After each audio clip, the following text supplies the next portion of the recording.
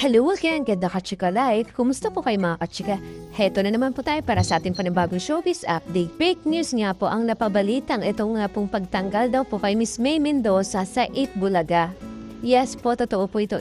Ito po ay isang fake news lamang po. Mistulang nga pong binara ni Miss May Mendoza ang mga kumakalat sa online world na ito nga po itinanggal nga daw po siya sa Itbulaga.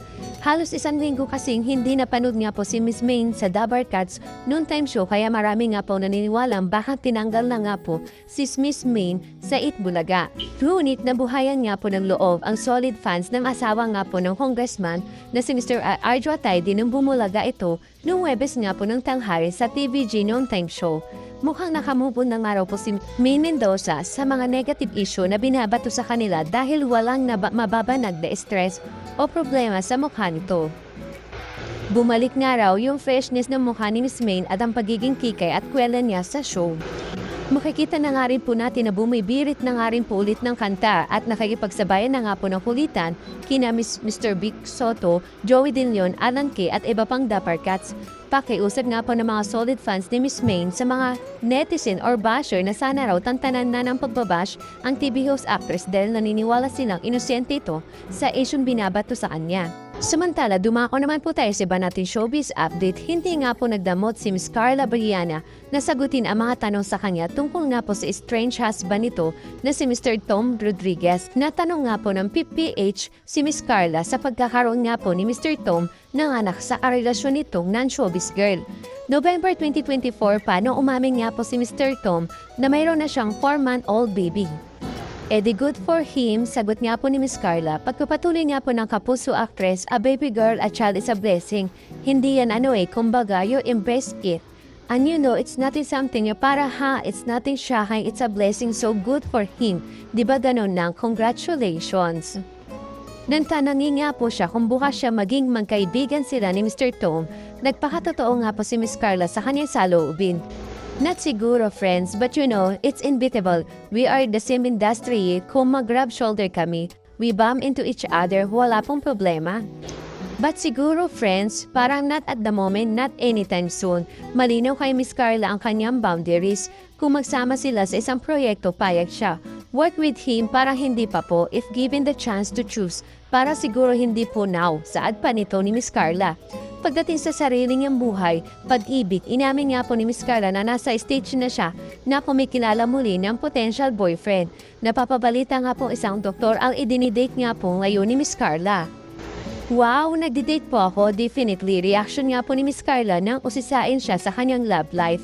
I did go through several dates po, I've been dating. Hindi lang naman po isang person ang aking dinidate, so iba-iba po sila ng background. So definitely, meron po yan. Kailan ang face reveal ng dinidate, tanong po sa kanya. Masigla sagot naman po ni Miss Carla, my gosh, tignan po natin kung worth it na. Magpe-face reveal po, hindi po ba? Ini-enjoy ko lang po, ayoko po i-pressure sarili ko, ayoko pong seryosohin masyado, kumbaga lang, one day at time. Parang ganun po, so depende po, tignan natin kung saan po dadating, saan po pupunta. Depende po talaga is worth it, if you want to publicize, it's so well see po. Nang tanongin kung bukas siya sa posibilidad na umibig muli, sinabi nga po ni Miss Carla na pasasaan ba't mangyayari din yon. Nag-e-enjoy po ako, sobrang nag-e-enjoy po ako, sambit nga po ni Miss Carla. Hindi ko naman po pinaglalaroan or anything, pero I'm happy where I am now. Of course, falling in love is not a problem. I open to fall in love.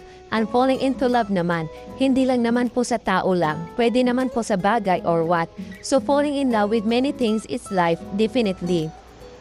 Tinanong nga rin po siya ng PPH kung marami nga daw po ba siyang dinidate. Meron po akong constant na dinidate, hindi naman po marami, my gosh. I'm open to dating, in-explore ko po yung dating world, sagot nga po ulit ni Miss Carla. Inamin niya isang doktor ang kabilang sa nakakadate niya. May chika pa nga may wedding date na sila na naturang doktor.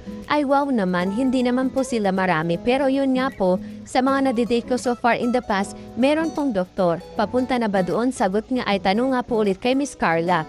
Well, see, kung pupunta pa na doon, kung sa serious, kung exclusive man po yun, or kung saan patungo. Well, see po, nagkomental na si Miss Carla.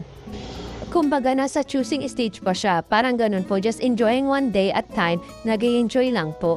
Samantala, dumako naman po tayo sa pinakahuli nating showbiz update. Kinumpirma nga po ni Miss Alexa Amiro, 30 years old, na si Presidential Son at Ilocos Norte 1st District Representative Sandro Marcos, 31 years old, ang tinutukoy niya naging kasintahan niya nga po sa loob nga po ng 5 taon na 5 years. Tuluyan na nga po inamin ang nakaraan nila ni Sandro nung siya po ay ma-interview ng PPH. Naispatan nga po si Miro sa sideline ng MediaCon ng TV5 reality show ng Singgaling Celebrity Edition. Kinanap nga po ang event sa Paddy's Point sa Tomas Morato, Quezon City noong September 25, 2025. Consistent naman po si Miss Alexa at Sandro sa pagsasabing sa mga panayam sa kanila noon na malapit lamang sila magkaibigan. Reason behind that decision was for safety purposes and precautions because syempre kasi sila ang ating first family. Saad nga po ni Miss Alexa nang tanungin kung bakit siya pumayag sa setup na itago sa publiko ang kanilang relasyon ni Mr. Sandro. Pagpapatuloy pa nga po nito, malaki ang tiwala ko sa bigger picture even though there are many things that we don't understand. I believe it's always right to always look at bigger picture. Baka there's a grand scheme of things na di na natin nare-realize na better for everyone. 3 araw pa lamang po ang nagdaan mula na maglabas nga po ng saloobin si Miss Alexa tungkol sa kanyang heartbreaker niya sabay nga po sa TikTok Live. Bakit nga po sa tinagalang panahon tinago niya ang kanyang buhay pag-ibig ay nagdesisyon siya magsalita sa TikTok Live nito. Nasaktan kasi talaga ako sa mahuling kaganapan kaya siguro naramdaman ko na baka panahon na para magsabi ng totoo, katwiran nga po ni Miss Alexa. Di ko rin alam di ko pa nasasagot ang katanungan na yan kasi very fresh pa yung nangyayari. Parang nangyari lang ito lately, I'm still wrapping my head around it kung bakit ko nagawa yun, ano ba ang purpose nun. Tulad nito, mayroon naman tayong maayos na interviews, parang siguro nung panahon na yon di ko lang ako makapag-isip na maayos. But I forgive myself for it. We are just human at the end of the day. Nilinaw nga po ni Miss Alexa na hindi siya nag-iingay para lamang po sa publicity. Lahat niya, hindi naman ako gumimik o nag-iingay.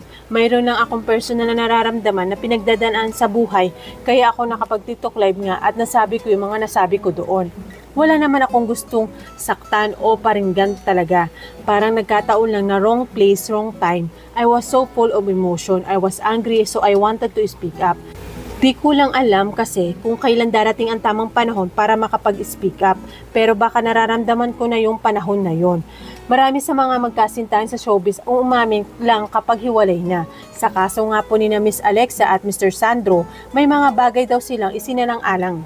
Paliwanag nga po ni Miss Alexa, ako kasi pangarap ko noon ipagmalaki rin ng boyfriend because who doesn't like that, right? But when it was told naman to me, I have known naman his reason. Wala naman akong violent reaction because nga, like I said, naiintindihan ko.